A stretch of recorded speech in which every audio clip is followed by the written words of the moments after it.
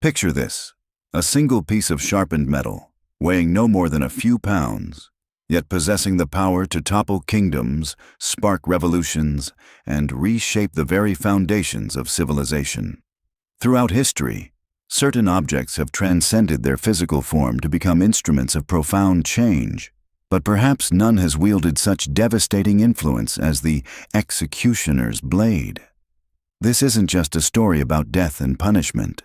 This is the story of how one tool became the ultimate arbiter of power, justice, and political transformation, leaving a trail of severed heads and shattered empires in its wake.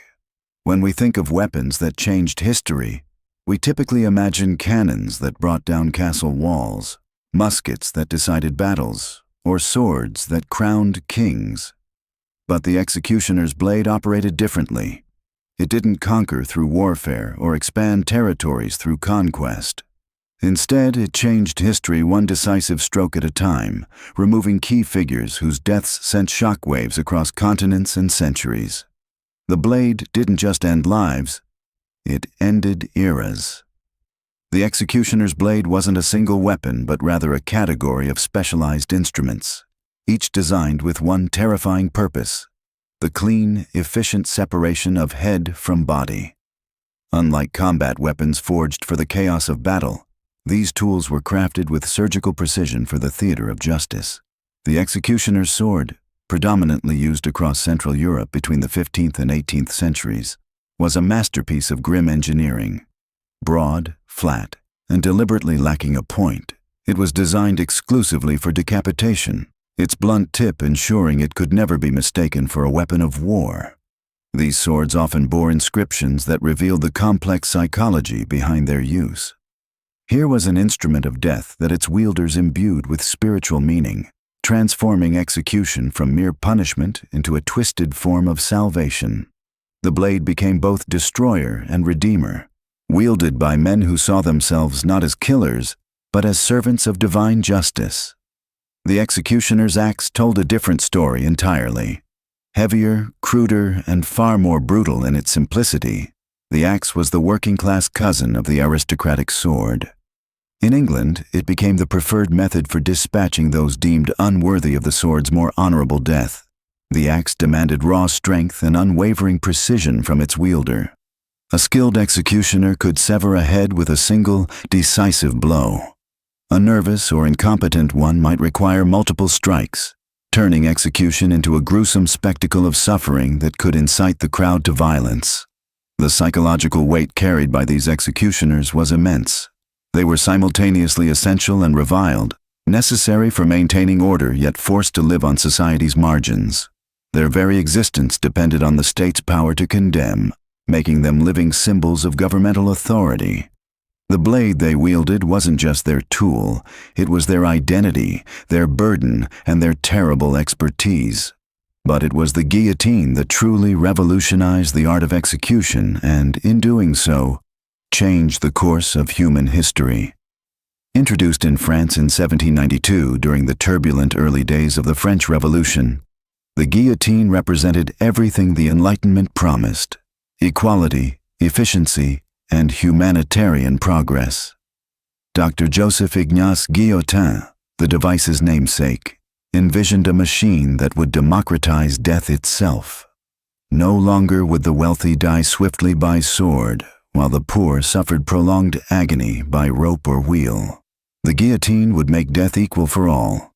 The machine was deceptively simple: a tall wooden frame, a weighted blade angled for maximum cutting efficiency, and a lunette to hold the condemned's neck in perfect position. Its mechanical precision eliminated human error, ensuring that every execution would be swift and, theoretically, painless. The blade would fall with the inexorable force of gravity, making each death identical to the last. It was execution by mathematics, death by physics. Yet this humanitarian intention spawned one of history's most terrifying periods of mass murder. During the Reign of Terror, between 1793 and 1794, the guillotine devoured an estimated 17,000 to 40,000 victims. What began as an instrument of enlightened justice became the engine of revolutionary madness. The blade that was meant to equalize death instead industrialized it, transforming execution from ritual to routine, from ceremony to slaughter. The transformation was staggering in its speed and scope. Public executions became the most popular entertainment in Paris, drawing crowds that would gather daily at the Place de la Révolution to witness the day's harvest of heads. Street vendors sold programs listing the condemned, and prime viewing spots commanded premium prices. The blade had turned death into theater, and the French public had developed an insatiable appetite for the show. This mechanical marvel didn't just change how people died, it changed how they lived. The knowledge that anyone, regardless of station or wealth, could face the guillotine's blade created a pervasive atmosphere of terror that permeated every level of society. Neighbors denounced neighbors, servants betrayed masters, and children informed on parents. The blade's democratic efficiency had created a democracy of fear. But the guillotine's true historical impact wasn't measured in the thousands it killed, but in the handful of executions that sent shockwaves across the known world. On January 21, 1793, the blade descended upon the neck of Louis XVI, King of France, and in that single stroke, it severed more than just a head. It cut the thread connecting France to over 1,000 years of monarchy, sending a message to every crowned head in Europe that divine right meant nothing when faced with revolutionary justice. The execution of Louis XVI was a calculated act of political theater designed to make reconciliation impossible. The revolutionaries understood that by forcing the blade through a king's neck, they were crossing a line from which there could be no return. The message was clear. If a king could die like a common criminal, then the entire concept of hereditary nobility was nothing more than elaborate pretense.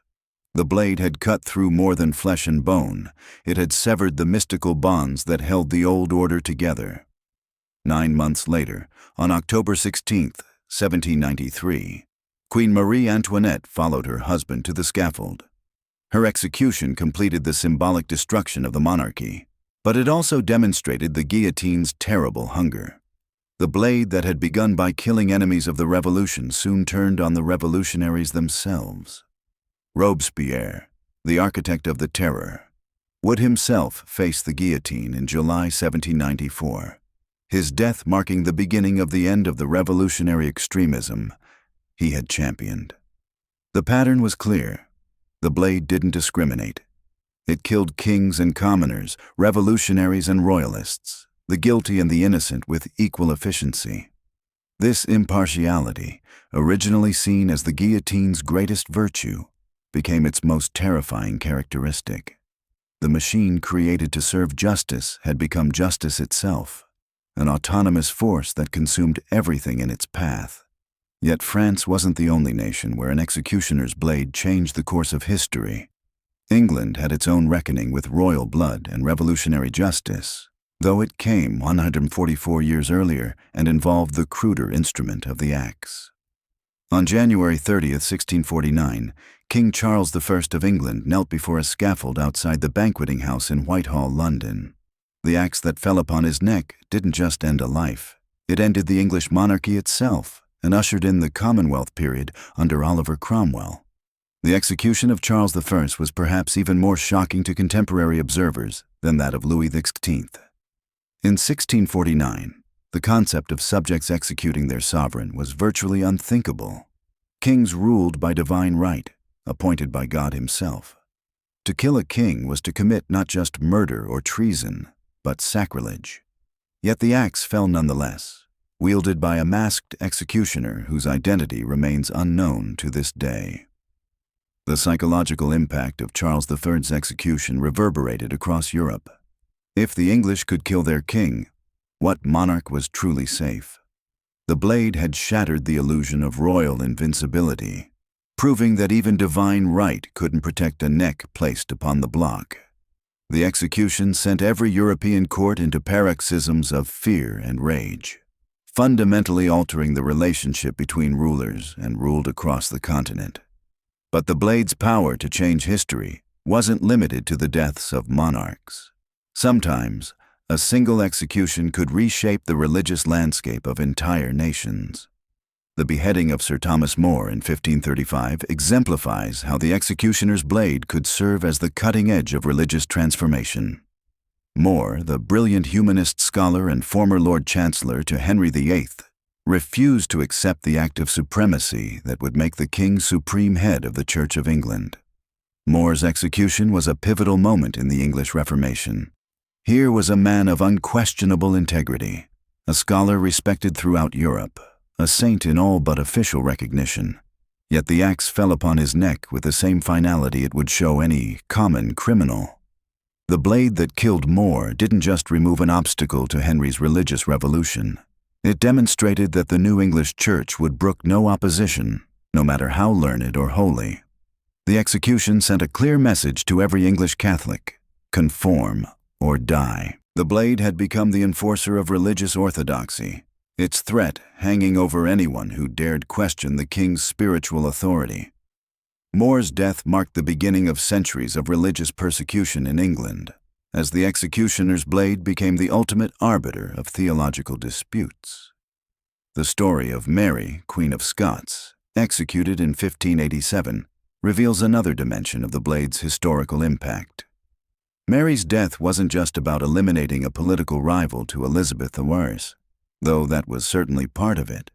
Her execution was a calculated act of international provocation that helped precipitate one of the most significant military confrontations of the 16th century, the Spanish Armada. Mary was more than just a Scottish queen. She was a Catholic martyr in Protestant England, a rallying point for every Catholic power that opposed Elizabeth's rule. Her execution outraged Catholic Europe, particularly Spain's Philip II, who used it as justification for his planned invasion of England. The axe that severed Mary's head in the Great Hall of Fotheringhay Castle set in motion the chain of events that would lead to the defeat of the Spanish Armada and England's emergence as a dominant naval power. The blade's influence extended beyond the immediate political ramifications of individual executions. Each time it fell, it redefined the boundaries of acceptable political behavior, shifted the balance of power between institutions, and established new precedents for the relationship between authority and dissent. The executioner's blade became a teacher, instructing entire populations about the consequences of opposition through the most vivid and unforgettable lessons imaginable. Consider the broader implications of these executions. When the blade fell upon Charles the Thirster, it didn't just kill a king. It killed the concept of absolute monarchy in England forever. When it severed Louis XVI's head, it didn't just end a reign, it ended an age. Each stroke of the blade carved new channels for the flow of political power, redirecting the course of nations like a river diverted by an earthquake. The executioner's blade also served as a catalyst for technological and procedural innovation. The development of the guillotine itself represented a revolution in execution technology, but it also reflected broader Enlightenment principles about efficiency, equality, and the application of scientific principles to social problems. The blade's evolution from crude axe to precision instrument mirrored humanity's broader technological progress, even in the darkest applications of human ingenuity. The psychological warfare aspect of public executions cannot be overstated. The sight of the blade, glinting in the sunlight before its deadly descent, was designed to imprint itself upon the memory of every witness. These weren't just executions. They were carefully choreographed performances designed to demonstrate state power and deter future resistance. The blade was both prop and protagonist in these grim theatrical productions. The social dynamics surrounding executions reveal fascinating insights into historical societies. The crowds that gathered to witness beheadings weren't passive observers, but active participants in a collective ritual that reinforced social bonds and hierarchies. The blade's descent marked not just the end of an individual life, but the reaffirmation of collective values and the restoration of social order disrupted by the condemned's crimes. The executioner himself occupied a unique position in this social ecosystem, simultaneously essential and reviled, skilled and stigmatized. The headsman was society's designated killer, the human agent of the blade's terrible work. Their expertise with the blade was literally a matter of life and death, not just for the condemned, but for their own reputation and livelihood. A botched execution could end an executioner's career as surely as it prolonged a victim's suffering. The ritualistic aspects of execution by blade were profound and complex. From the condemned's final words to the executioner's preparatory ceremonies, every element was charged with symbolic meaning. The blade itself often became a quasi-religious artifact, blessed by priests and inscribed with prayers, transforming the act of execution into a form of violent sacrament that merged earthly justice with divine will. The international implications of famous executions demonstrate how the blade's impact could transcend national boundaries. The death of Mary, Queen of Scots, influenced Spanish foreign policy. The execution of Charles I sent shockwaves through every European court. The guillotining of Louis XVI and Marie Antoinette prompted a continent-wide war against revolutionary France. The blade's reach extended far beyond the scaffold, shaping diplomatic relations and military strategies across vast distances. The blade's role in religious transformation was equally significant. From Thomas More's defiant death in defense of Catholic orthodoxy to the execution of Protestant reformers across Catholic Europe, the executioner's blade became the final arbiter of theological disputes. It enforced religious conformity through terror, silenced dissenting voices through death, and transformed martyrs into symbols more powerful than any living advocate could be. The evolution of execution methods reflects broader changes in social values and technological capabilities. The progression from crude axework to the mechanical precision of the guillotine parallels humanity's broader development from medieval brutality to Enlightenment rationality, though the ultimate purpose remained unchanged. The blade grew sharper, the methods more efficient, but the fundamental function of state-sanctioned killing continued unabated. The documentation and recording of famous executions also played a crucial role in amplifying their historical impact. Contemporary accounts, official records, and later historical analyses ensured that these deaths would be remembered, studied, and mythologized for centuries. The blade's work was preserved in written form, allowing its influence to extend far beyond the immediate witnesses to the execution itself. The symbolic power of the executioner's blade persisted long after the actual use of these instruments declined. Ceremonial swords continued to be displayed in courtrooms and government buildings as symbols of judicial authority. The guillotine became an enduring emblem of revolutionary fervor and state terror. These blades transcended their physical existence to become archetypal symbols embedded in human consciousness. The blade's influence on art, literature, and popular culture has been immense and enduring. From Shakespeare's histories, where execution and the threat of execution drive dramatic tension, to modern films and novels that use the executioner's blade as a symbol of ultimate authority or revolutionary change, these instruments have provided rich material for creative expression. The blade cuts through more than flesh, it cuts through the imagination, providing artists with a potent symbol of finality, justice, and power. The economic implications of execution were also significant. The cost of maintaining executioners, building scaffolds, and staging public executions represented a considerable investment for historical governments. The blade and its associated infrastructure were expensive tools of statecraft, their cost justified by their presumed deterrent effect and their role in maintaining social order. The economics of execution reveal how seriously historical societies took the business of state-sanctioned killing. The medical and scientific aspects of execution by blade also evolved over time. The development of the guillotine involved consultation with medical experts who sought to understand the physiology of decapitation and minimize suffering. This represented an early intersection of medical knowledge and penal practice, though the humanitarian motivations were ultimately subordinated to the demands of efficient mass execution during the terror. The training and skill required to wield an executioner's blade effectively cannot be underestimated. Master executioners were craftsmen in their own right, their expertise passed down through generations of grim apprenticeship. The blade was only as effective as the hand that wielded it, And the difference between a clean decapitation and a botched execution could mean the difference between order and chaos at a public execution. The preservation of historical executioners' blades in museums and private collections today allows us to examine these instruments of change directly. Their craftsmanship, inscriptions, and physical wear patterns tell stories about their use and the societies that created them. These artifacts serve as tangible links to historical moments when the descent of a blade changed the course of human events, transforming them from mere tools into windows into the past.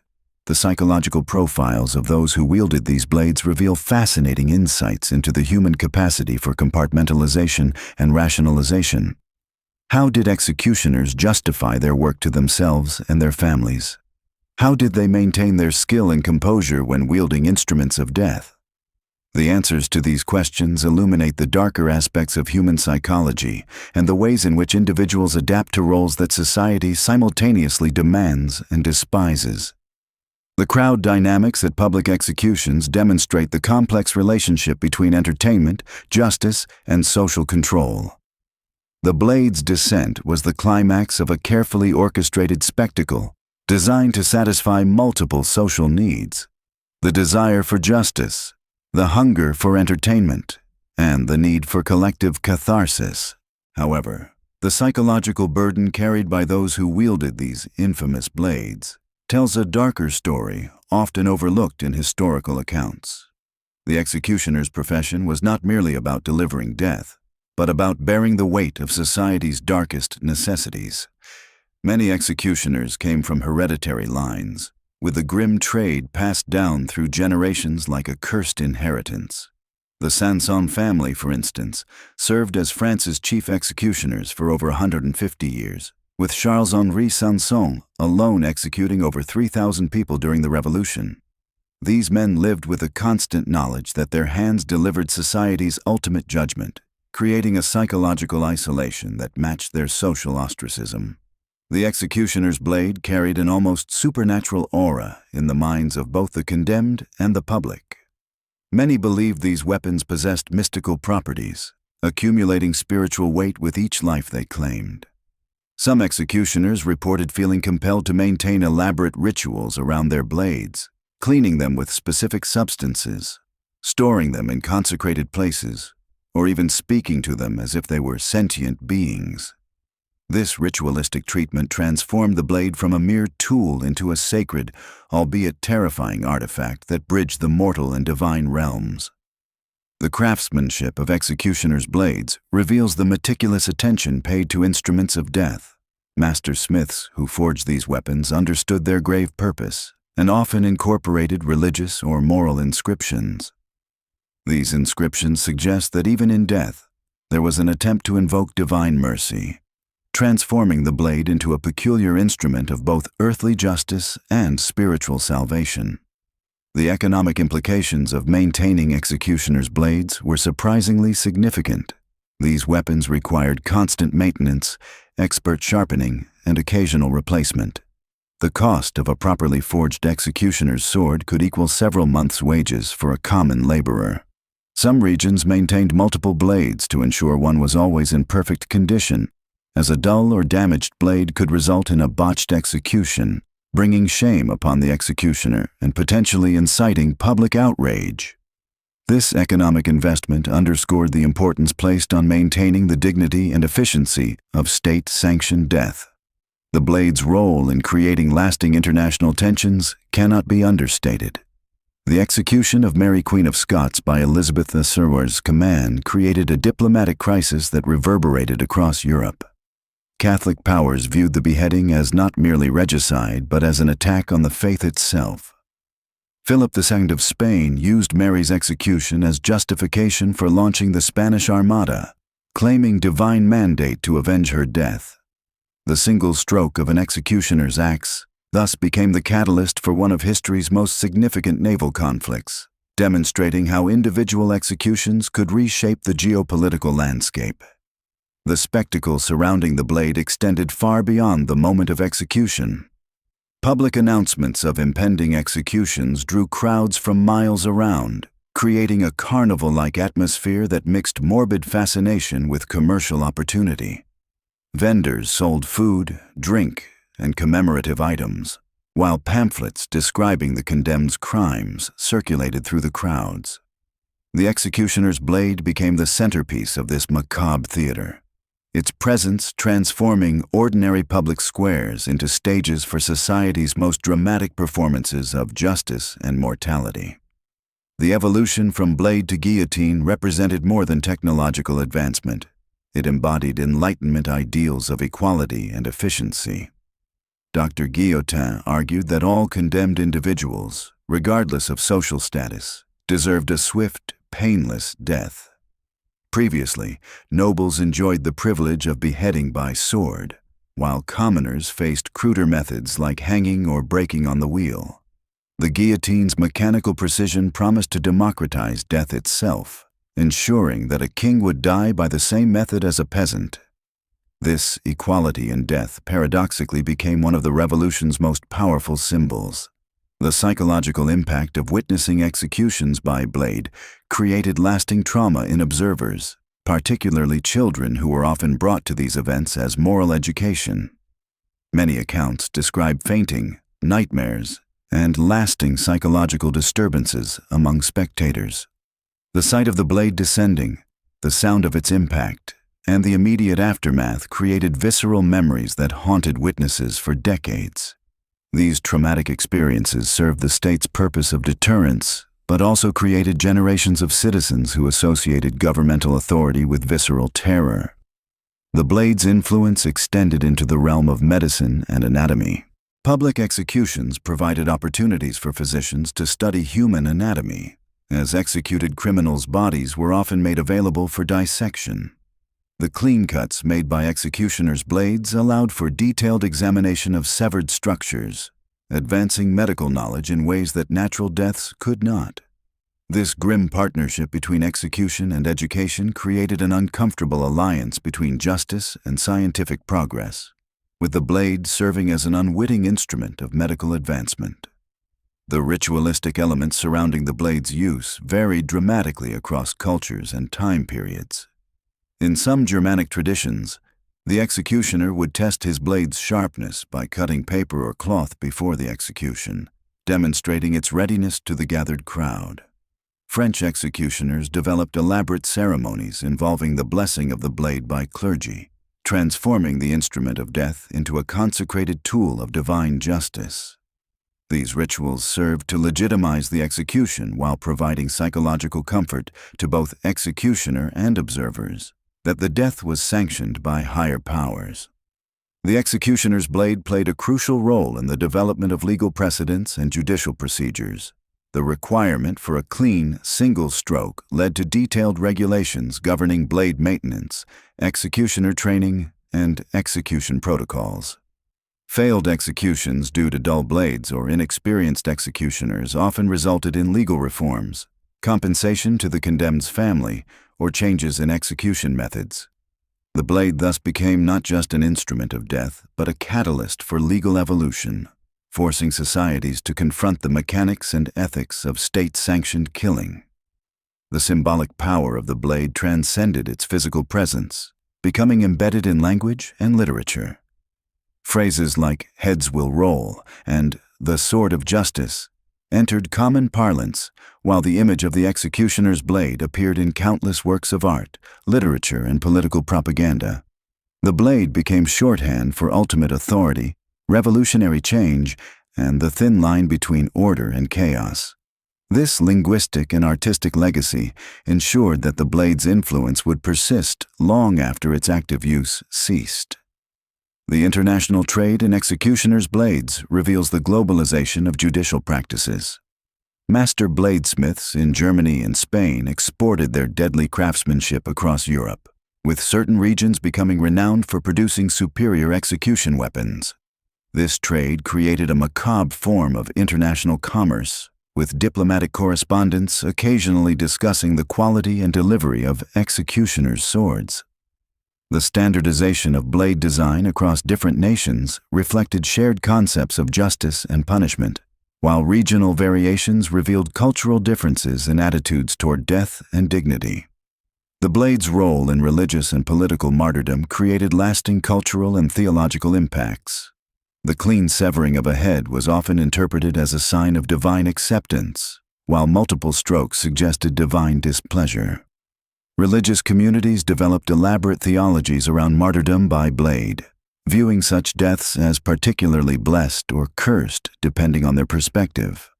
These interpretations influenced everything from canonization processes to revolutionary ideologies, with the manner of death by blade becoming as significant as the death itself.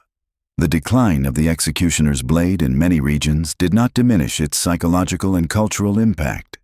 Even as hanging, electrocution, and other methods replaced beheading, the image of the blade retained its power to evoke fear and fascination. Museums housing executioners' blades report that these artifacts remain among their most visited and discussed exhibits, suggesting that the blade's ability to captivate and horrify transcends its historical context.